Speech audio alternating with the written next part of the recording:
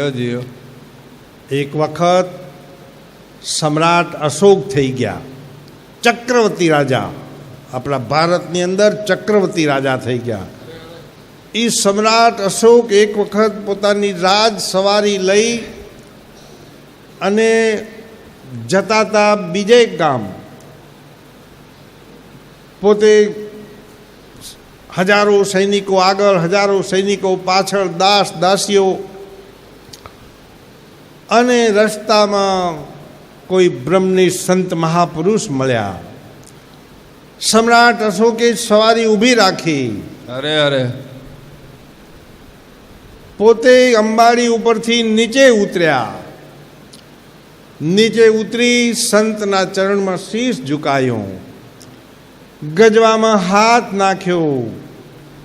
જે કંઈ સોના મહોરો હતી એ સંતના ચરણોમાં મૂકી, આશીર્વાદ લીધા અને પછી પાછા નીકળ્યા. મંત્રીને આ ગમ્યું નહીં. એનો પ્રધાન હતો ને, અરે મહારાજ, તમે તો ચક્રવર્તી સમ્રાટ અશોક છો. આખા દેશ ઉપર તમારું શાસન ચાલે છે.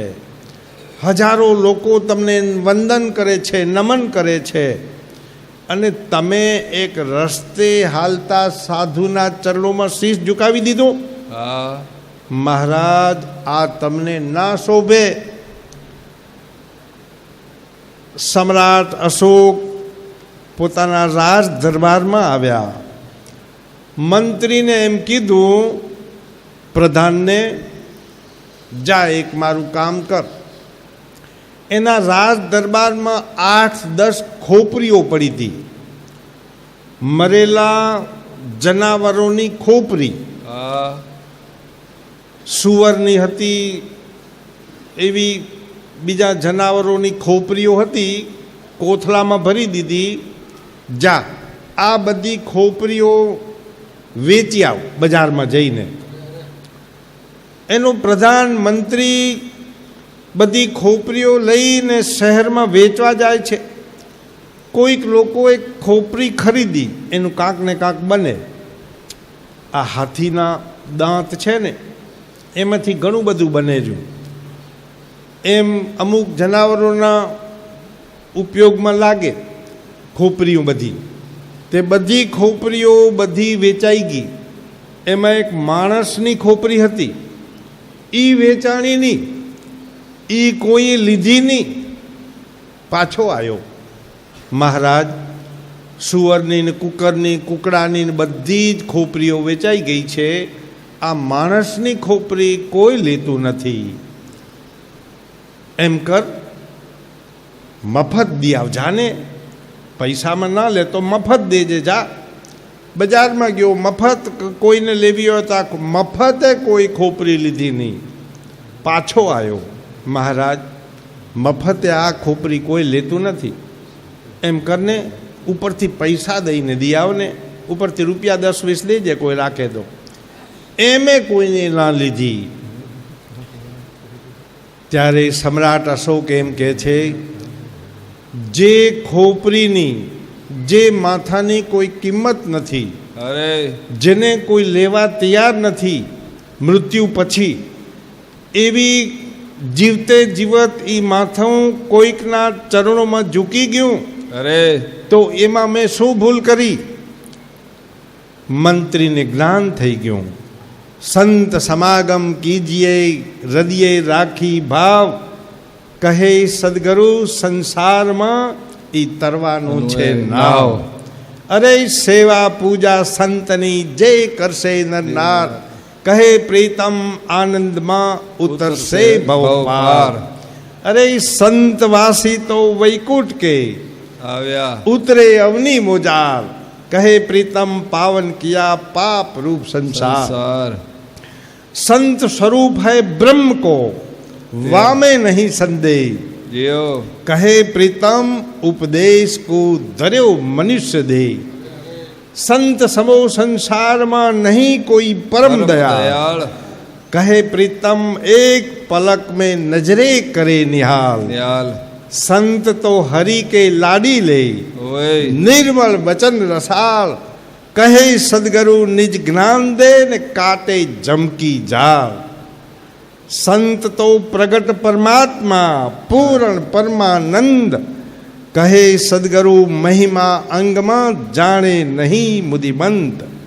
સંત બ્રહ્મ તેજ હૈ અરે પૂર્ણ જ્યોત પ્રકાશ, કહે સદગુરુ માયા તિમિર તક્ષણ હોવે નાશ. સંત સુધારસ જે પીએ નક્ષે શીશ પર્યત, પદ પરસતા ઉગડે નહીં અનંત. સંત તો સમુદ્ર કી લહેર હૈ યો વાણી વચન તરંગ, કહે સદગુરુ નિત્ય પરસતા છૂટે બ્રહ્મ ભાવ. શાસ્ત્રોમાં સંતના લક્ષણ કયા છે? હા આપણે સંતને ઓળખવા કેમ? કાયમ ભગવી પાઘડી પહેરી હોય ને ભગવી ચાદર હોય ને ધોળી ચંપલું પહેરી હોય એ સંત? સંત લક્ષણથી ઓળખાય. અનેક શાસ્ત્રોમાં સંતના લક્ષણ કયા છે? નરસિંહ મહેતાએ કયા? વૈષ્ણવ જન તો તેને કહીએ, જે પીડ પરાઈ જાણે રે. પર દુખે ઉપકાર કરે, તો એ મન અભિમાન ના આણે રે. અરે અરે એને પણ સંતના લક્ષણ નરસિંહ મહેતાએ કયા. ગંગા સતીએ સંતના લક્ષણ વર્ણ્યા હે. કબીર સાહેબે સંતના લક્ષણ વર્ણ્યા હે. કબીર સાહેબે ટૂંકમાં 7 લક્ષણ કીધા હે સાખી દ્વારા. આશા તજે માયા તજે મોહ તજે ઓર માન, હરક શોક નિંદા તજે કહે કબીર સંત જાણ. વાહ વાહ આટલી વસ્તુને જેને ત્યાગ કર્યો છે એ સંત છે. પ્રીતમદાસે સંતના લક્ષણ વર્ણવ્યા છે. સંત લક્ષણ 30 સુહામણા, ચિંત ચિત્તને વૃત્તિ થઈ જેની શાંત, એવા જન હરિતણા. હીરાભાઈ આવડેલું એ ભજન? બ્રહ્માનંદ બ્રહ્મરસ ભોગિયા, જીવને ઈશ્વર વચ્ચે ભાંગી ભ્રાંત, એવા જન હરિતણા. પછી ક્ષમાવંત તપે નહીં તાપમાં, જ્ઞાન આશા રહિત અમલ અનુરાગી, એવા જન હરિતણા. વાહ વાહ દયા દાન દાસત્વ અતિ ઘણું. સંતોના નામ મોટા ભાગે દાસ ઉપર હોય. પાછળનો શબ્દ દાસ લાગે. કરશનદાસ, નાનકદાસ, શિવગણદાસ, તુલસીદાસ, અવિચલ દાસ, પરસોત્તમ દાસ, જયરામ દાસ, શિવરામ દાસ. એટલે સંતોમાં દાસ ભાવ હોય, એટલે એના નામ પાછળ દાસ શબ્દ લાગે મોટા ભાગના. તો દયા દાન અને દાસત્વ અતિ ગણો. જ્ઞાન ભક્તિ વિવેક ને વૈરાગ, એવા જન હરિતણા. અક્રોધી, ગુસ્સો ના કરે. ગુસ્સો કંઈક આવે પણ કેવો આવે? બીજાના. दुरीजन की करुणा बुरी, भलो संत को त्रास, जब तपे सूरज देवता तब बरसन की आस. दुरीजन એટલે ખરાબ માણસ. નિષ્કલંકી નારાયણ ભગવાન. જુઓ, रेती पे लकीर, पानी पे लकीर और पत्थर पे लकीर. તમે પાણી ઉપર લીટો દોરો કેટલી વાર રહે? સંતનો ગુસ્સો એવો હોય, પાણી પે લકીર, આમ આગળ લકીર દોરીએ ને પાછળ ભૂસાઈ ગયા, ક્ષણિક.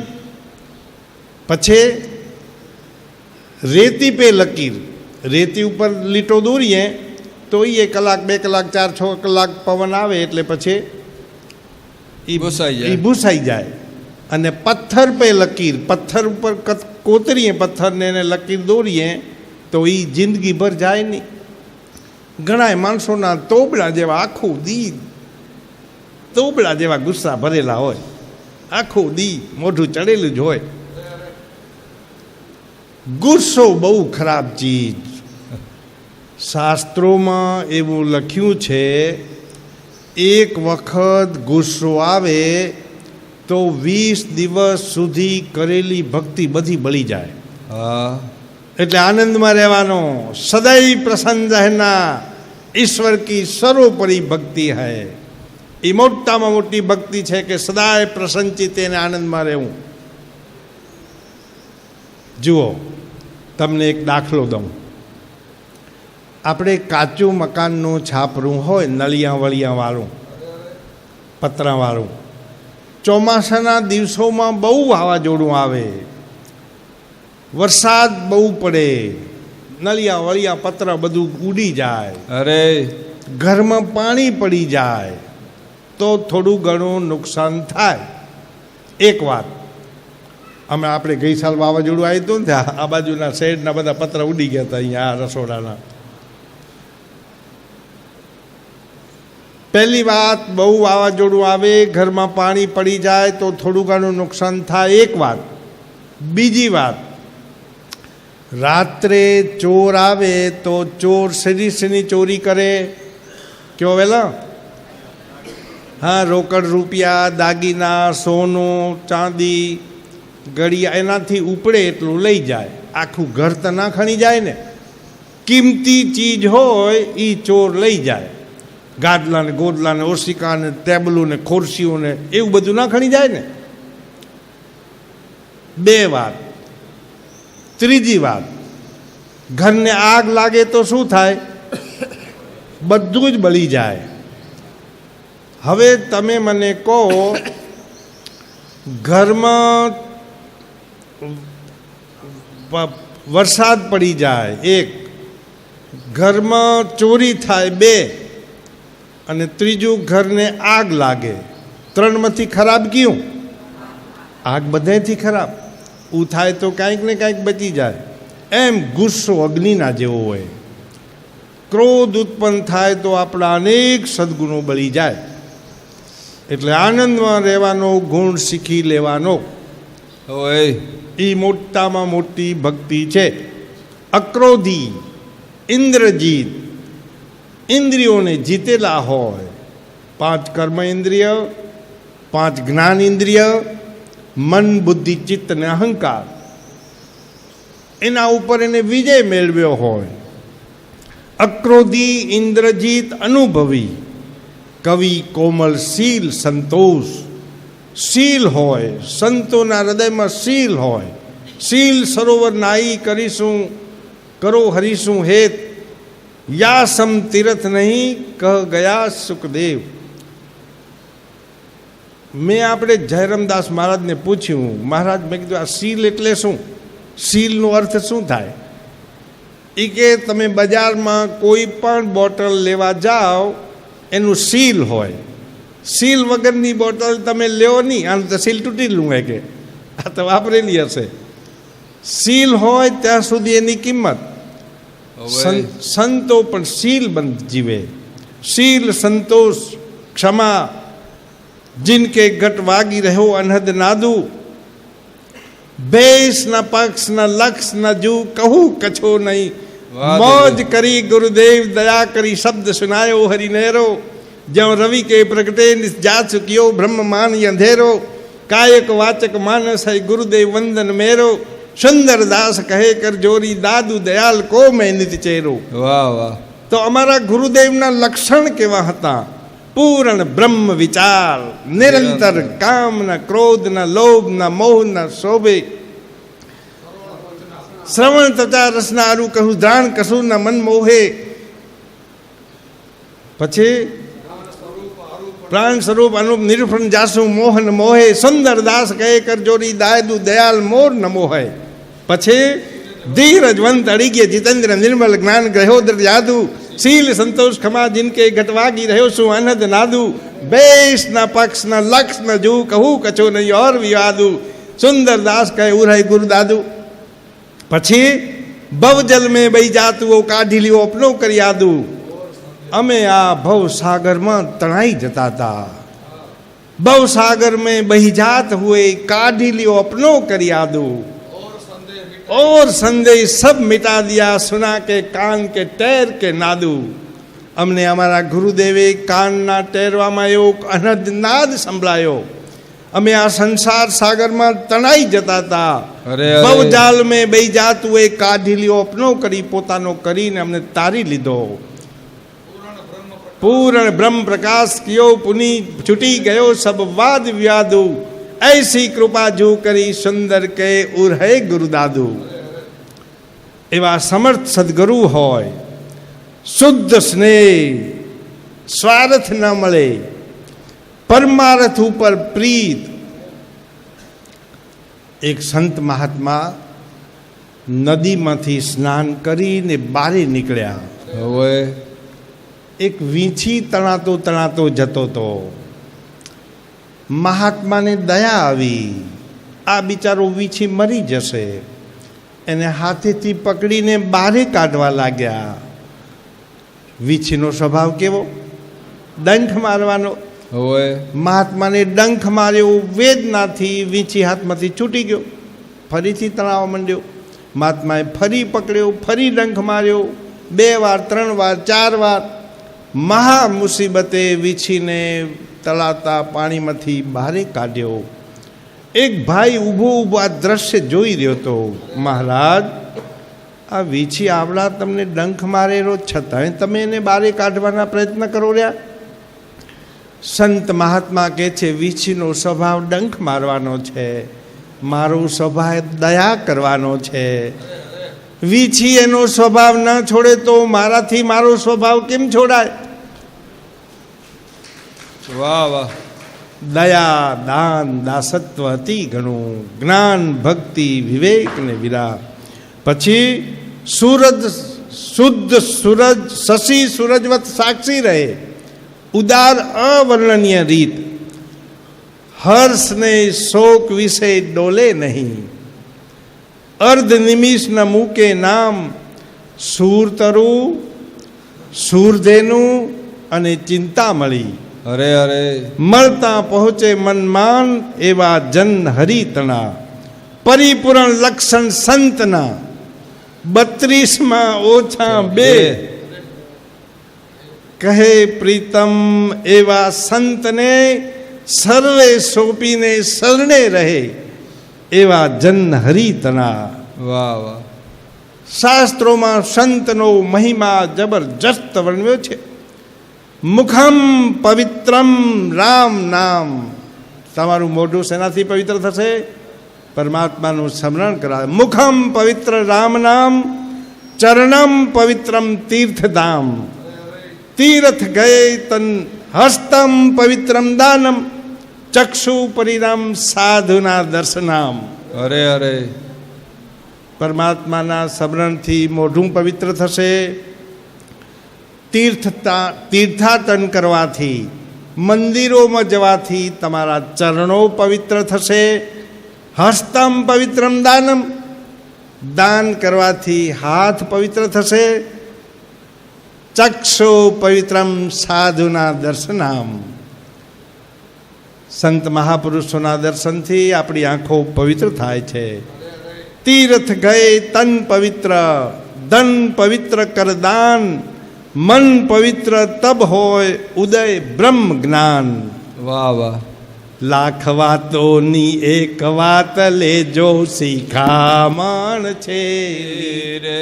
લાખ વાતોની એક વાત લેજો, શિખામણ છેલી રે.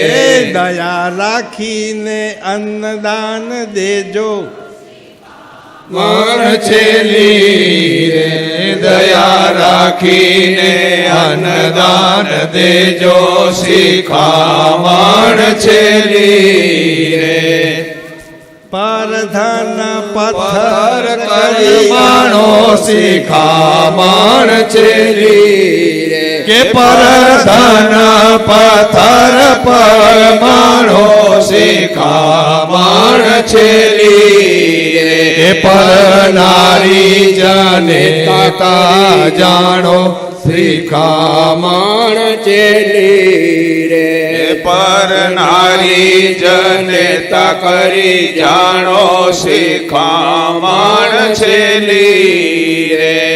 જૂઠ સાથે જરૂર વેર બાંધો શિખામણ છેલી રે જૂઠ સાથે જરૂર વેર બાંધો શિખામણ છેલી રે શ્વાસ યુસાસે રામ તાર સ્વાદો શિખામણ છેલી રે શ્વાસ યુસાસે રામ તાર સાધો શિખામણ છેલી રે જ્ઞાન મેં ગુણ ગોવિંદ આનંદ બેર ગાવો શિખામણ છેલી રે ગુણ ગોવિંદ આનંદ બેર ગાવો શિખામણ છેલી રે કામ ક્રોધ લોભ સાથે મંડો ગાવો શિખામણ છેલી રે કામ ક્રોધ લોભ સાથે બાંધો દાવો શિખામણ છેલી રે પોત પોતાના ધર્મ સૌ સંભાળો શિખામણ છેલી રે પોત પોતાના ધર્મ સૌ સંભાળો શિખામણ છેલી રે એમાં અવળું લાગે તેને ટાળો શિખામણ છેલી રે એમાં અવળું દેખાય તેને ટાળો શિખામણ છેલી રે જ્ઞાન મેળવવા સાંભળો ગીતાજી શિખામણ છેલી રે જ્ઞાન મેળવવા સાંભળો ગીતાજી શિખામણ છેલી રે કહે રવિ રામ થાય એમાં રાજી શિખામણ છેલી રે કહે રવિ રામ એમ થાય રાજી શિખામણ છેલી રે લાખ વાતોની એક વાત લેજો શિખામણ છેલી રે લાખ વાતોની એક વાત લેજો શિખામણ છેલી રે દયા રાખીને અન્નદાન દેજો શિખામણ છેલી રે દયા રાખીને અન્નદાન દેજો શિખામણ છેલી રે સદગુરુ દેવ કી જય અરે અરે કોઈક એક ગામની અંદર એક ભાઈ રહેતો હતો. આ ભાઈ કને 4 પ્રકારની મિલકત હતી. હવે યાદ રાખજો, પછી પૂછીશું, અને જેને પૂછ્યું એને જ કહેવાનું. પહેલા પ્રકારની મિલકતી હતી આ ભાઈ કને. અરે અરે એના કને ફરવા માટે 50 લાખની ઓડી ગાડી હતી. ઓડી કહેવાય કે શું કહેવાય ગાડીને? મોગી ગાડી આવે ને. ફરવા માટે ઓડી ગાડી હતી એક. બીજા પ્રકારની આ ભાઈ કને મિલકત હતી, 1 કરોડ રૂપિયા બેંક બેલેન્સ હતું. હા, એટલા એની કને જમા હતા. યાદ રહી ગયું? ત્રીજા પ્રકારની મિલકત હતી આ ભાઈની 100 એકર અઢળક ઉપજ દે એવી પિયત વાડી હતી. 100 એકરની 20-25 લાખના દાડમ થતા. અઢળક ઉપજ દે એવી 100 એકરની વાડી હતી. અને ચોથા પ્રકારની મિલકત 5 કરોડનો ડબલ માલનો આલીશાન બંગલો હતો. આ 4 પ્રકારની આ ભાઈ કને મિલકત હતી. ભાઈ બધી વાતે સુખી હતો.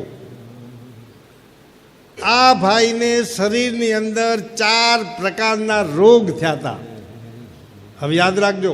અરે અરે પહેલા પ્રકારનો રોગ એ હતો કે આ ભાઈ કાને બેરો હતો અને મોઢેથી બોબડો હતો. બોલી નહોતો શકતો અને કાનેથી સાંભળી નહોતો શકતો. બીજા પ્રકારનો રોગ એ હતો કે આ ભાઈ આંખે આંધળો હતો, દેખી નહોતો શકતો. ત્રીજા પ્રકારનો રોગ એ હતો અરે કે આ ભાઈ હાથે અને પગે અપંગ હતો. હાથે લૂલા ને પગે લૂલા, હાથે પગે અપંગ હતો.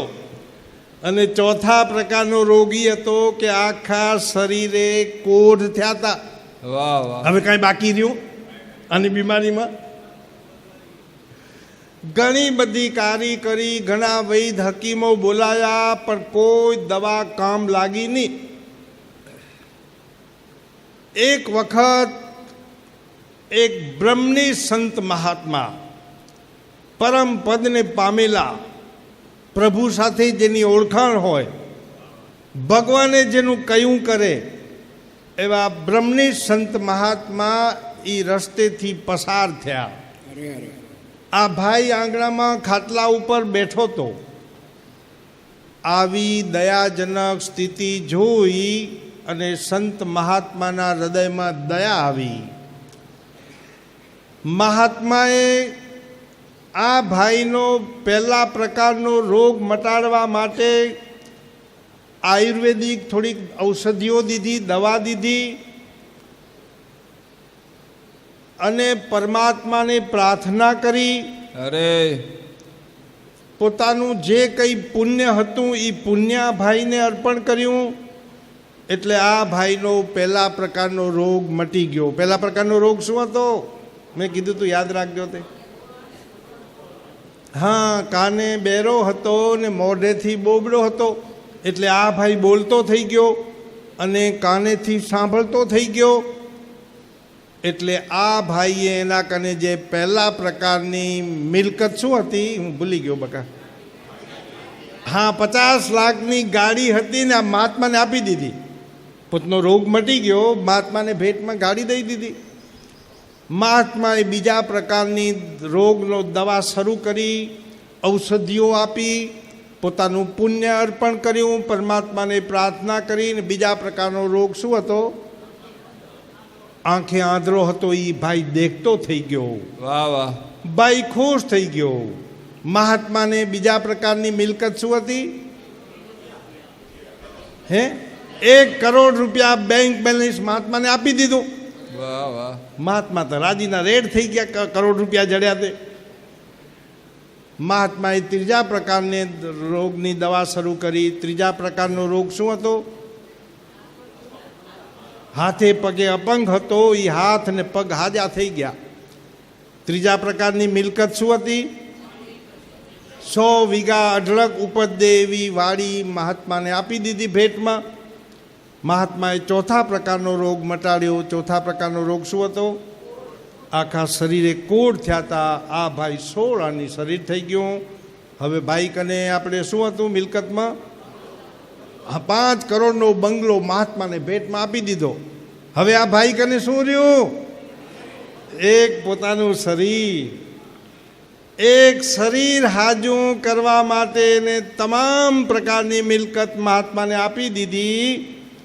તો પરમાત્માએ આપણને આવું રૂડું રૂપાળું શરીર દીધું હોય. ઓય વાહ વાહ. કાંઈ ખામી રાખીએ નથી. હાથ પગ આંખું આ તે બધું દીધું હોય. તો આપણે ભગવાનને શું દેશું? ભાઈએ તો બધી મિલકત દઈ દીધી. આ શરીર પરમાત્માએ દીધું હોય. તો પરમાત્માને પણ આપણે ભગવાનની ભક્તિ અર્પણ કરીએ. તમે તો બધા કરો જ છો, પણ હવે આ અનુષ્ઠાન કરીએ છીએ એટલે સત્સંગ અમને કાંક તો કહેવું તો પડે. તમે તો બધા ભક્તિ કરો જ છો. એક ગામની અંદર એક રાજા રહેતો હતો. રાજા, આ રાજાનો વંશ વારસો કોઈ હતો નહીં અને રાજ્ય શાન ચલાવતો. અરે અરે. અચાનક આ રાજાનું મૃત્યુ થઈ ગયું. ગામ ભેગું થયું, પંચ એની વિધિ કરી. હવે આ રાજશાન આ નગરનો કોણ બને? આ રાજા કેને બનાવવો આ નગરનો? ગામના પંચ લોકો, બુદ્ધિશાળી લોકો ભેગા થયા કે જેને રાજા બનવું હોય એ બધા અહીંયા લાઈનમાં બેસે. અને હાથીને બોલાવો, હાથણીને, હા એને પાણીનો કળશ આપો. એ કળશ હાથણી જેના ઉપર ઢોળે એ આ નગરનો રાજા થાય. વાહ વાહ પણ શરત એવી કે એ રાજા 10 વર્ષ સુધી રાજ કરી શકે. પછી બાજુમાં ઘોર જંગલ છે, વાઘ વરુ ચિતા, એ જંગલમાં એને મૂકી આવવાનો. 10 વર્ષ પછી રાજ કરે તો કાવા દાવા કરતો થઈ જાય, એટલે 10 વર્ષ રાજ કરવા દેવાનું ને પછી મૂકી આવવાનો. આ સિલસિલો ચાલુ થયો. રાજા જઈ બને તઈ હસતા હસતા બને, અને જઈ 10 વર્ષ પૂરા થાય અને એમાં મૂકવા જાય તઈ પછી રડતા રડતા જાય જંગલમાં. એક રાજા, બીજો રાજા, ત્રીજો રાજા બને તઈ હસતા હસતા અને જાય તઈ રડતા રડતા. ઘોર જંગલમાં જવું પડે 10 વર્ષ પછી. એક વખત એક આપણે આ હીરાભાઈ જેવો કોક રાજા આવ્યો, કરશણી એક હાથીણી એના ઉપર કલશ ઢોળ્યો. ઓએ એ રાજા બન્યો. એને વિચાર કર્યો કે હું 10 વર્ષ આ રાજ ચલાવીશ, પછી આ જંગલમાં મને મૂકી જશે. એને રાજસ્થાનમાં 10 વર્ષ એની હામ દામ નોકર ચાકર બધા જેનું કહ્યું કરે.